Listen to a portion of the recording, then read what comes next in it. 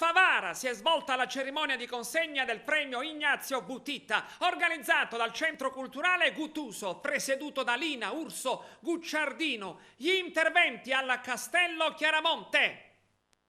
Un premio Angelo Sicilia per i suoi pupi, ma sono dei pupi particolari. Non c'è Rinaldo, non c'è Orlando, non c'è il Saladino e nemmeno la Bella Angelica. Ci sono le figure importanti della Sicilia, chi ha speso la propria vita e l'ha persa per la legalità.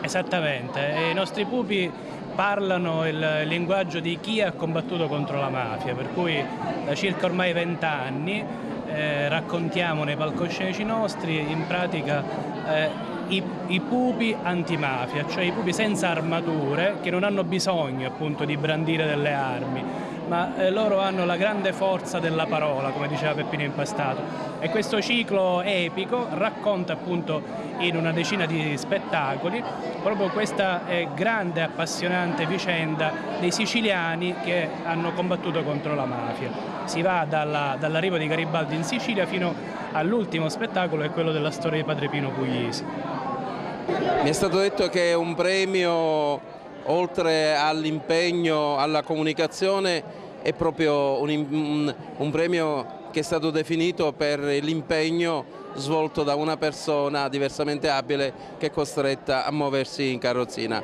e quindi spero che questo possa essere di stimolo per poter abbattere tutte quelle barriere che magari a volte impediscono di poter raggiungere anche nella comunicazione l'obiettivo che uno si era prefisso. Grazie al Presidente Gucciardino e grazie naturalmente alla giuria. Ancora una volta lo staff organizzativo del Centro Culturale Renato Guttuso è riuscito a coinvolgere le forze intellettuali e sociali del Paese e realizzare quella che è la manifestazione culturale più bella della nostra provincia, appunto il premio Arte e Cultura Siciliana Ignazio Buttitta, giunto alla 17ª edizione. È la serata finale e quindi possiamo dare praticamente il risultato, diciamo ottimo, che ci riempie di orgoglio e ci sprona a fare ancora meglio e di più. Con questa iniziativa noi vogliamo buttare un seme di speranza, di gioia, di amore ai giovani. Speriamo che questo si realizzi e la pianta cresca e dia i suoi frutti.